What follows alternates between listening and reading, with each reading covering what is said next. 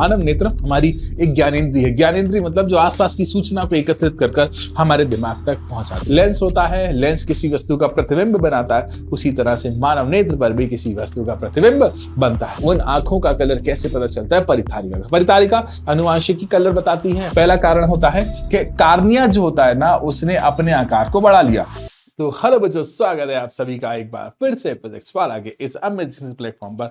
मैं हूं आकाश श्रवण, आप सभी के लिए लेकर आया हूं माइंड मैप सीरीज का एक प्यारा सा लेक्चर का नाम है मानव नेत्र और रंग बिरंगा संसार। मानव नेत्र एक ऐसी ज्ञानेंद्रिय है जिसकी सहायता से आप आसपास की वस्तुओं को बड़ी आराम से, बड़ी सुगमता से देख सकते हो। कभी आपने मानव नेत्र देखा है? अरे भैया, ये रही मानव नेत्र। ठीक है, मानव नेत्र क्या होता है? जिसके कारण हम इस रंग बिरंगे संसार को देख सकते हैं। ये संसार बहुत ही प्यारा है, ये संसार बहुत ही न्यारा है, ये संसार बहुत ही सुंदर है, ये संसार बहुत ही प्यारा है। तो विद द हेल्प ऑफ मानव नेत्र हम इस संसार को आराम से, सुगमता से, आसानी से देख सकते हैं। मानव नेत्र हमारी एक ज्ञानेंद्रिय है। ज्ञानेंद्रिय मतलब जो आसपास की सूचना को एकत्रित कर हमारे दिमाग तक पहुंचाते हैं। ठीक है, मानव नेत्र में कई गुण होते हैं, जैसे वह प्रकाश की तीव्रता को भी पहचान सकती है, वह प्रकाश की तीव्रता को कम तीव्रता को भी, अधिक तीव्रता को भी, और विभिन्न रंगों के भेद को भी पहचान सकती है। मानव नेत्र जो होती है ना, एक कैमरा की भांति कार्य करती है, जो आसपास की वस्तु की खिचक से फोटो लेकर हमारे दिमाग तक सूचना पहुंचाती है। तो आज हम पढ़ेंगे मानव नेत्र की सबसे पहले संरचना, उसके बाद कुछ रंग बिरंगे प्रकाश के बारे में। वैसे आपने उड़ान 2.0 या फिर ब्रह्मास्त्र बैच से इसके बारे में डिटेल में पढ़ा ही होगा। तो ये है एक माइंड मैप, 15 मिनट के अंदर पूरा चैप्टर हम खत्म करेंगे। तो बहुत शानदार चैप्टर है,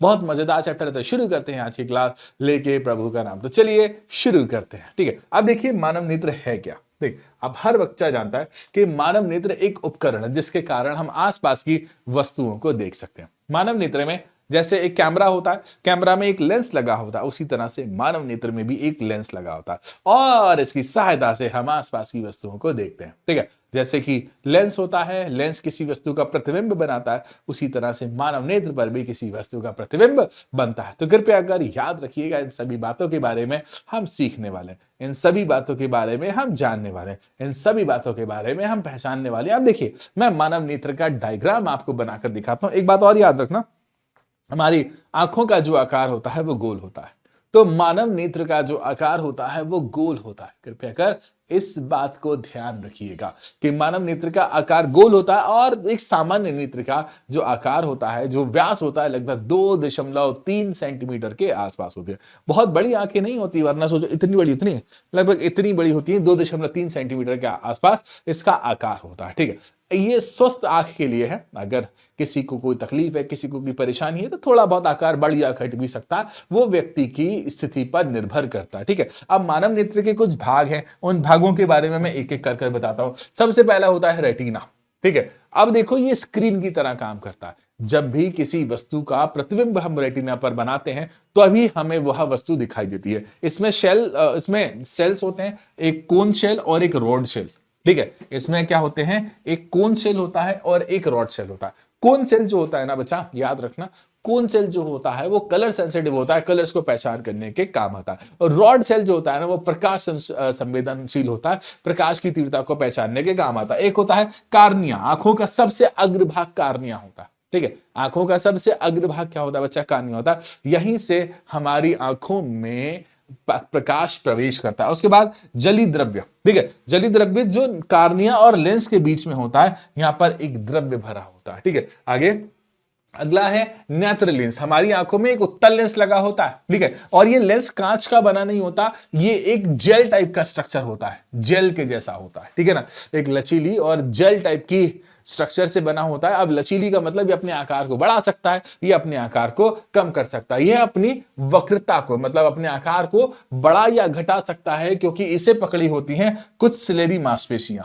ठीक है ना, जिनको और ज्यादा अच्छी हिंदी में पक्षामी पेशियां भी कहा जाता है। तो सिलेरी मांसपेशियां क्या होती हैं? आंखों के लेंस से जुड़ी होती हैं और आंखों के लेंस को पकड़ी होती हैं और आंखों के लेंस के आकार को संशोधित करती हैं, कभी बढ़ाती हैं कभी कम करती हैं। आंखों के लेंस के आकार को कभी बढ़ाती हैं और कभी कम करती है। अब आंखों के लेंस का आकार बढ़ाकर कम कर हम प्रतिबिंब को दृष्टि पटल पर बनाने का प्रयत्न करते हैं। ठीक है, अब देखिए अगला क्या है? पुतली।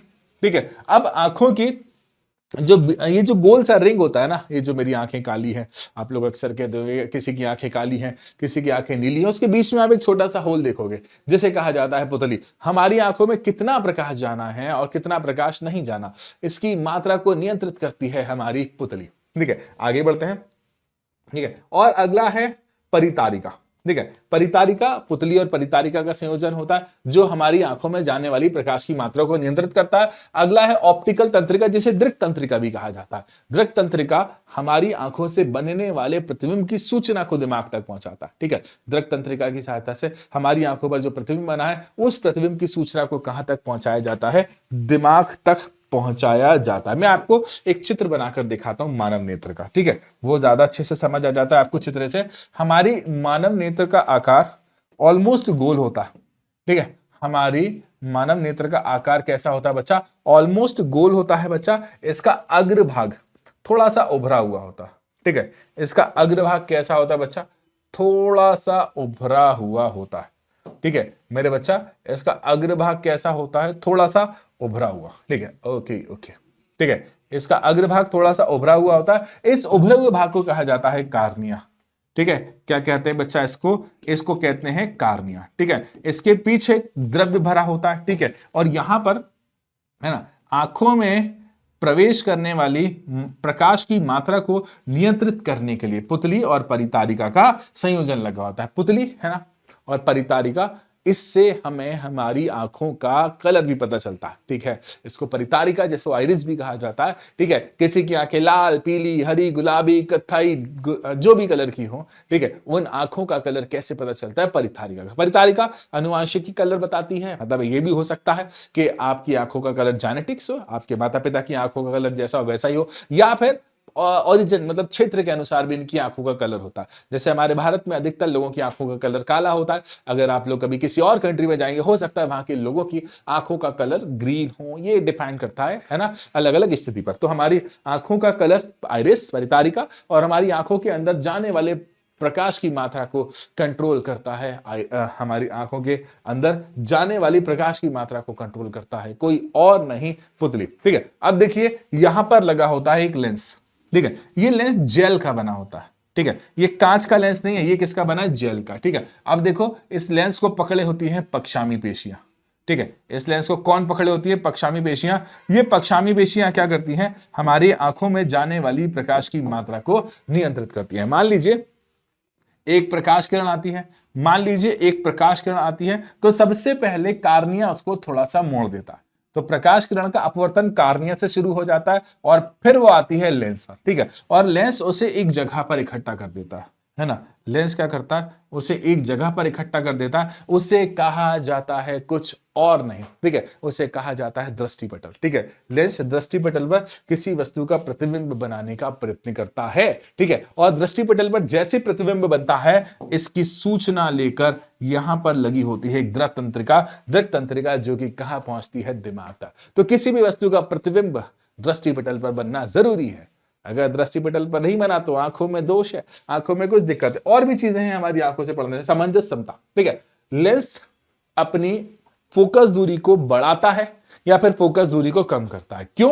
क्योंकि वह चाहता है कि किसी भी वस्तु का प्रतिबिंब कहां बने, दृष्टिपटल पर। तो लेंस की फोकस दूरी का बढ़ना या फिर लेंस की फोकस दूरी का कम होना किसकी सहायता से, है ना, किसकी सहायता से बच्चा, लेंस की फोकस दूरी का बढ़ना, लेंस की फोकस दूरी का कम होना पक्षामी पेशियों की सहायता से। इसे कहा जाता है सामंजस्य समता। और इसका उद्देश्य सिर्फ इतना होता है कि किसी भी वस्तु का प्रतिबिंब कहां पर बने हैं, दृष्टिपटल पर। दृष्टिपटल को अंग्रेजी में रेटिना भी कहा जाता है, क्योंकि अगर दृष्टिपटल पर हमें कोई भी वस्तु का प्रतिबिंब नहीं मिलता तो वह वस्तु हमें स्पष्ट दिखाई नहीं देगी। तो याद रखिएगा, किसी वस्तु का प्रतिबिंब दृष्टिपटल पर बनना बहुत जरूरी है। ठीक है, अब देखिए आंखों में होने वाली कुछ दिक्कत के बारे में हम पढ़ रहे हैं।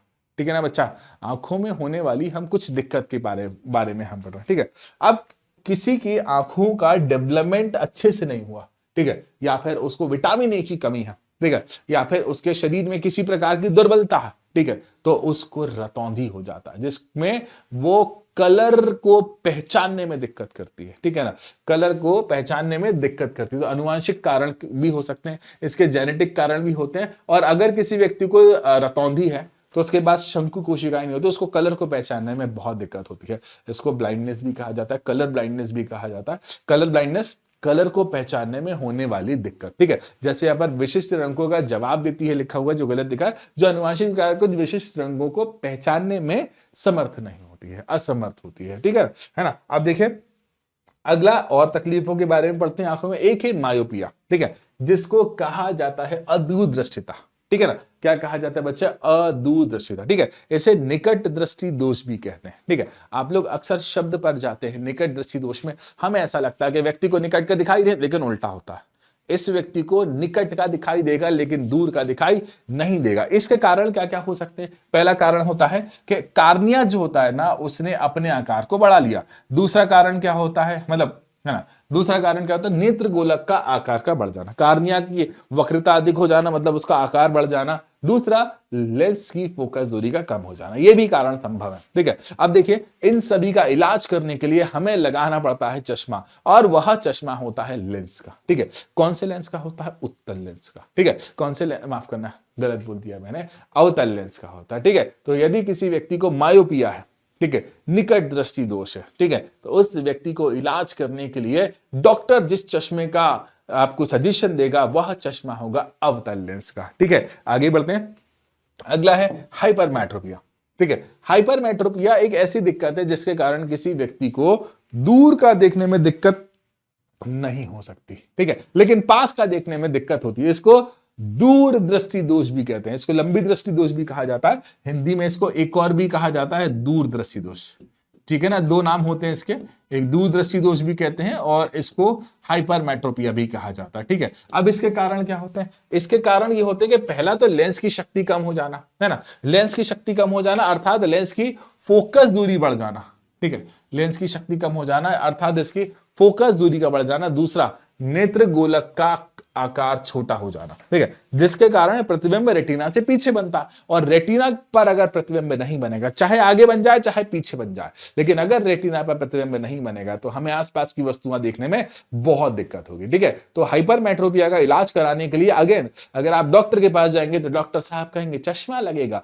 और कौन सा चश्मा लगेगा? उत्तल लेंस का चश्मा लगेगा, ठीक है। कौन सा चश्मा लगेगा बच्चा? उत्तल लेंस का चश्मा लगेगा। तो मेरे प्यारे बच्चे, मेरे न्यारे बच्चे, मायोपिया क्या होता है? मायोपिया के कारण आसपास की वस्तु को स्पष्ट रूप से देखने में, मतलब पास की वस्तु को देखने में स्पष्ट, मतलब पास की वस्तु दिखाई देती है लेकिन दूर की वस्तु को देखने में दिक्कत होती है। और इसमें पास की वस्तु देखती है लेकिन दूर की वस्तु को देखने में दिक्कत होती है। अब देखो अगला है प्रेसबायोपिया।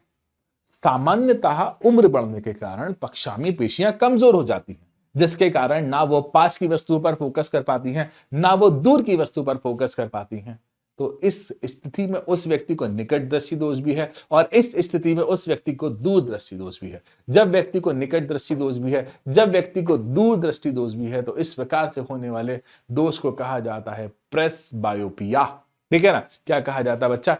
प्रेसबायोपिया, दृष्टि वैषम्य, ठीक है। अब देखो इसका कारण क्या होता है। पहला कारण होता है हमारी आंखों का जो लेंस है वो लचीलापन खो देता है, ठीक है। ज्यादा गेमिंग करना, ज्यादा फोन चलाना, इसके कारण आंखों का लेंस का स्थायी परिवर्तन हो जाता है, ठीक है। तो वह अपने लचीलेपन को खो देता है। दूसरा, हमारी जो पक्षामी पेशियां है ना, पक्षामी पेशियों का धीरे धीरे दुर्बल हो जाना, पक्षामी पेशियों का धीरे धीरे कमजोर हो जाना। तो मानव नेत्र में एक ऐसा दोष होता है, ठीक है, जिसके कारण वह अपने लचीलेपन को खो देता है और बच्चा जिसके कारण सेलेरी मांसपेशियां कमजोर हो जाती हैं। तो उस व्यक्ति को निकट दृष्टि दोष भी होता है, उस व्यक्ति को दूर दृष्टि दोष भी होता है। इसके कारण उस व्यक्ति को क्या करना पड़ता है बच्चा? इस व्यक्ति को ऐसा चश्मा लगाना पड़ता है जिसकी फोकस दूरी दुगनी हो, ठीक है, मतलब दो प्रकार की फोकस दूरी हो। एक उसमें अवतल लेंस का भी उपयोग हो और इसमें उत्तल लेंस का भी उपयोग हो, ठीक है। अगला दृष्टि वैषम्य, ठीक है। अब देखो ऐसा दोष जिसमें आप हॉरिजॉन्टल और वर्टिकल लाइंस को देखने में प्रॉब्लम हो, ठीक है। दृष्टि वैषम्य आंखों में लगने वाली चोट के कारण होता है। इसमें आपको क्षैतिज और ऊर्ध्वाधर दोनों लाइंस को देखने में दिक्कत हो सकती है और यह सामान्यतः चोट के कारण होने वाली दिक्कत है ना। अगला है मोतियाबिंद। प्रोटीन की कमी के कारण या फिर किसी प्रकार की चोट होने के कारण आंख की लेंस के सामने एक परत जम जाती है, ठीक है। आंख की लेंस के सामने क्या हो जाती है बच्चा, एक परत जम जाती है जिससे आंखों में देखने में दिक्कत हो सकती है। ठीक है, जब आंखों में देखने में दिक्कत हो सकती है तो इस दिक्कत को कहा जाता है मोतियाबिंद। ठीक है, अब देखो मोतियाबिंद का उपाय एक ही है, मोतियाबिंद का इलाज एक ही है, सर्जरी। तो इसका इलाज कराने के लिए सर्जरी कराना पड़ती है। अगर किसी व्यक्ति को मोतियाबिंद है तो उसे उसका इलाज कराने के लिए क्या कराना पड़ेगी बच्चा, सर्जरी कराना पड़ेगी। अब देखिए कांच के प्रिज्म द्वारा सफेद प्रकाश का फैलाव, एक बात याद रखना, सूर्य से आने वाला जो प्रकाश होता है वो श्वेत रंग का होता है। ठीक है, क्या होता है, सूर्य से आने वाला प्रकाश किस रंग का होता है, श्वेत रंग का होता है। ठीक है, अब ये श्वेत प्रकाश जब प्रिज्म में एंटर करता है, ठीक है, जब ये श्वेत प्रकाश कहां एंटर करता है, प्रिज्म में एंटर करता है, तो प्रिज्म में एंटर करते से ही यहां इस प्रिज्म में सातों रंगों की एक दौड़ लग जाती है। ठीक है, क्योंकि श्वेत प्रकाश कितने रंगों से मिलकर बना है, 7 रंगों से मिलकर बना है। और प्रिज्म क्या कर देता है, जब ये श्वेत प्रकाश प्रिज्म में एंटर होता है तो प्रिज्म इन सातों रंगों को अलग अलग दिशाओं में विक्षेपित कर देता है। ठीक है, अलग अलग दिशाओं को में बांट देता है। तो श्वेत प्रकाश का 7 रंगों में बट जाने की घटना को प्रकाश का फैलाव कहा जाता है। ठीक है ना, क्या कहा जाता है बच्चा, इसे कहा जाता है प्रकाश का फैलाव। प्रक्षेप वर्ण विक्षेपण भी कहा जाता है। तो आप इसका फैलाव का उपयोग भी कर सकते हो या फिर वर्ण विक्षेपण का उपयोग कर सकते हो। और 7 रंग होते हैं, बैजनी ह पी नाला। ठीक है, अंग्रेजी में वेबग्योर कहा जाता है, हिंदी में इसे कहा जाता है बैंगनी ह पी नाला, जिसमें से बैंगनी कलर जो होता है ना वो सबसे ज्यादा मुड़ता है, देखो सबसे नीचे आया है। ठीक है, और लाल कलर जो होता है वो सबसे कम मुड़ता है, देखो सबसे ऊपर आया। ठीक है, ऐसा क्यों, क्योंकि लाल रंग की तरंग दैर्ध्य और बैंगनी रंग की तरंग दैर्ध्य में बहुत अंतर होता है। लाल रंग की तरंग दैर्ध्य अधिक होने के कारण वह मुड़ कम पाता है, और बैंगनी रंग की तरंग दैर्ध्य कम होती है जिसके कारण मुड़ वो आसानी से जाता है ना। और एक तरफ से श्वेत प्रकाश गया, सूर्य से आने वाला प्रकाश श्वेत प्रकाश होता है, और दूसरी तरफ आपको 7 रंगों की पट्टी मिली, इसे कहा जाता है स्पेक्ट्रम, है ना। हिंदी में भी और इंग्लिश में भी क्या कहा जाता है बच्चा, स्पेक्ट्रम। उसका वर्ण मतलब इसका सीरियल क्या होता है, UIBGYOR। ठीक है, आगे बढ़ते हैं। अब सफेद रंग की संरचना, ठीक है, अब देखिए ये तो मैं बता चुका हूं, श्वेत प्रकाश 7 रंगों से मिलकर बना होता, जिनमें से बैजनी हपी नाला, बैंगनी, जामुनी, नारंगी, नीला, हरा, पीला, लाल। ठीक है, 7 रंग होते हैं, वेबग्योर इसकी सीरीज होती है। ठीक है, आगे बढ़ते हैं। अब एक वर्णीय प्रकाश, जब एक ही कलर की लाइट होती है, ठीक है ना, एक ही कलर की या एक ही वेवलेंथ की लाइट होती है, जब एक ही कलर की प्रकाश स्रोत होता है, जैसे एक ही रंग, जैसे हरा है तो सिर्फ हरा ही आता रहा, और इसकी वेवलेंथ अर्थात उसकी तरंग दैर्ध्य में कोई परिवर्तन ना हो, तो उसे कहा जाता है एक वर्णीय प्रकाश। ठीक है, क्या कहते हैं बच्चा उसको, एक वर्णीय प्रकाश। ठीक है, आगे है ना। अब देखो सफेद रोशनी का पुनर्संयोजन। अब मेरे बच्चे मान लीजिए कि एक प्रिज्म से श्वेत प्रकाश एंटर होता है, तो वह कितने रंगों में विभाजित होकर मिलेगा, तो दूसरी तरफ हमें 7 रंगों में विभाजित होकर मिलेगा। ठीक है, अब हम इन 7 रंगों को अब आधार समांतर रखकर, मतलब जिस प्रकार से प्रिज्म रखा उसके उल्टा रखकर एंटर कराते हैं इस प्रिज्म के अंदर, तो यह प्रिज्म इन सभी प्रकाश को एकत्रित कर वापस श्वेत रंग बना देता है, तो इसे कहा जाता है श्वेत प्रकाश का पुनर्संयोजन। और ये बात हमें न्यूटन ने बताई थी, है ना। और ये श्वेत रंग का 7 रंगों में बट जाना, यह बात भी हमें न्यूटन बताई थी। तो श्वेत प्रकाश जब किसी प्रिज्म से गुजरता है तो 7 रंगों में विभक्त हो जाता है, और ये 7 रंग जब किसी प्रिज्म में एंटर होते हैं तो दूसरी तरफ हमें श्वेत रंग की एक किरण मिलती है। तो इससे हमें यह पता चलता है कि वास्तव में श्वेत कलर 7 रंगों से मिलकर बना है, तभी तो 7 रंगों को मिलाने के बाद हमें वापस वही रंग मिल गया। अब देखिए इंद्रधनुष का निर्माण, ठीक है, अब देखिए इंद्रधनुष का निर्माण तब होता है जब बारिश बंद हो गई हो या फिर हल्की फुल्की बारिश हो, और दूसरी बात जब सूर्य हमारी बैक की तरफ हो, सूर्य हमारी पीठ की तरफ होगा तो सामने हमको इंद्रधनुष दिखाई देगा। ठीक है, अब देखो बारिश के बाद या फिर हल्की फुल्की बारिश हो रही हो तो वायुमंडल में, वातावरण में जो पानी की बूंदें उपलब्ध है ना, वह कार्य करती हैं प्रिज्म की तरह। ठीक है, वह किसकी तरह कार्य करती हैं, प्रिज्म की तरह। और जब ये प्रिज्म की तरह कार्य करती हैं तो इसके अंदर जो प्रकाश जाता है ना, ठीक है, इसके अंदर जो प्रकाश जाता है वह प्रकाश 7 रंगों में विभक्त हो जाता है। वह प्रकाश कैसा हो जाता है, 7 रंगों में विभक्त हो जाता है। इस घटना को, है ना, इस घटना को क्या कहते हैं, प्रकाश का 7 रंगों में प्रकाश का फैलाव कहलाता है, प्रकाश का वर्ण विक्षेपण भी कहलाता है। तो देखिए जब भी सूर्य से आने वाला श्वेत प्रकाश, ठीक है, जब भी सूर्य से आने वाला जो श्वेत प्रकाश होता है बेटा, वो पानी की बूंद के अंदर एंटर करता है, तो पहली सतह पर वो 7 रंगों में विभक्त हो जाता है, ठीक है। और जब वो पहली सतह पर 7 रंगों में विभक्त हो जाता है तो इसे कहते हैं प्रकाश का वर्ण विक्षेपण, ठीक है। और उसके बाद ये दूसरी सतह पर ये परावर्तित होकर आ जाता है वापस, ठीक है। दूसरी सतह पर क्या होता है, परावर्तित होकर वापस आ जाता है। और तीसरी सतह पर बच्चा ये हमको 7 रंगों की पट्टी के साथ बाहर आकर दिखता है। तो इसके कारण होता है किसी भी इंद्रधनुष का निर्माण। इंद्रधनुष बहुत सुंदर होता है, बहुत सुंदर होता है, बहुत ही प्यारा नजारा होता है, ठीक है। अगला है वायुमंडलीय अपवर्तन, ठीक है। अब देखिए, सूर्य से या फिर किसी तारे से आने वाला प्रकाश जब हमारे वायुमंडल में प्रवेश करता है, तो जैसे जैसे हम पृथ्वी की ऊंचाई से जाते हैं तो प्रकाश जो होता है, मतलब जो वायु होती है, उस वायु का घनत्व कम होता जाता है। और जब उस वायु का घनत्व कम होता जाता है तो वहां पर प्रकाश जब एंटर करता है तो घनत्व में परिवर्तन होने के कारण उसे ऐसा महसूस होता है कि वह एक परत से दूसरी परत में जा रहा है, तो माध्यम परिवर्तित हो रहा है। तो जब भी माध्यम परिवर्तित होता है तो प्रकाश अपने मार्ग से विचलित हो जाता है। तो जब भी प्रकाश हमारे वायुमंडल में प्रवेश करता है तो हमारे वायुमंडल की परतों का अपवर्तनांक अलग अलग, ठीक है। और अलग अलग अपवर्तनांक होने के कारण प्रकाश हमारी वायुमंडल में प्रवेश करता है तो वो थोड़ा सा तिरछा होकर या थोड़ा सा मुड़कर प्रवेश करता है। इस घटना को वायुमंडलीय अपवर्तन कहा जाता है। अपवर्तन मतलब प्रकाश किरण का मुड़ना, और इसके पीछे कौन जिम्मेदार है, वायुमंडल जिम्मेदार है। इसलिए इसे क्या कहा गया, वायुमंडलीय अपवर्तन कहा गया, ठीक है। अब देखिए,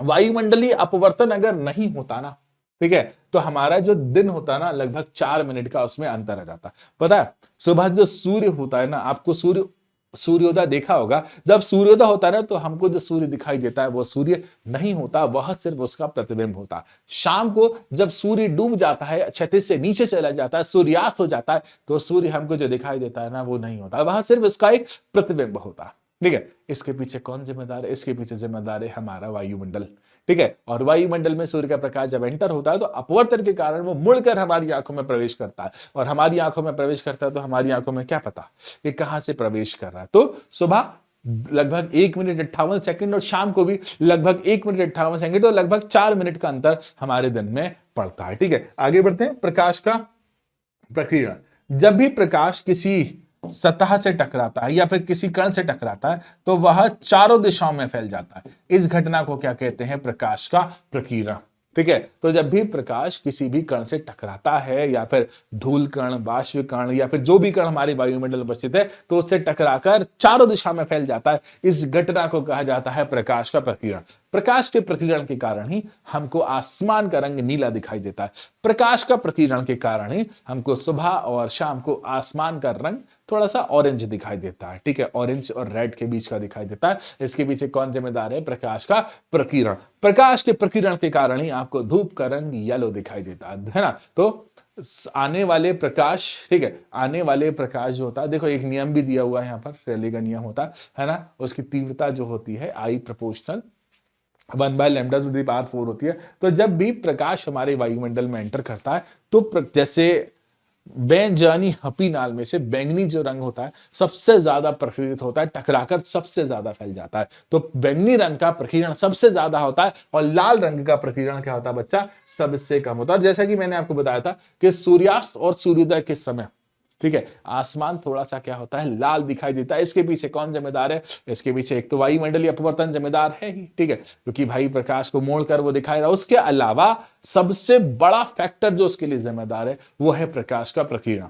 सुबह और शाम के समय सूर्य हमसे सबसे दूर होता है और सूर्य जब हमसे सबसे दूर होगा तो सिर्फ लाल कलर के पास इतनी एबिलिटी होती है कि वो लंबी दूरी तय कर पाए। आता सीधा है लेकिन मुड़कर हमारी आंखों तक आता, ठीक है। दूसरा है ना, बाकी के जो कलर होते हैं ना वो प्रकीर्णित हो जाते हैं, ठीक है, क्योंकि अगर सारे कलर आए तो हमको आसमान सफेद ही दिखाई देगा, लेकिन सिर्फ लाल कलर के पास ऐसी एबिलिटी होती है जिसके कारण वह लंबी दूरी तय कर पाता है और सुबह और शाम को सिर्फ लाल कलर हमारी आंखों तक पहुंच पाता है, जिसके कारण सुबह और शाम को हमें आसमान का रंग कैसा दिखाई देता है, ठीक है। तो छोटा चैप्टर था, जल्दी हो गया, ठीक है, छोटा चैप्टर था, जल्दी हो गया। तो ये चैप्टर यहीं समाप्त होता है। अगले चैप्टर विद्युत धारा वाले चैप्टर के साथ मिलेंगे, वो चैप्टर बहुत लेंथी है, ठीक है। तो ध्यान रखिएगा, खुश रहिएगा, मस्त रहिएगा और रिवाइज करते रहिएगा। नोट्स आपको कमेंट सेक्शन की लिंक में मिल जाएंगे। Bye bye and bye.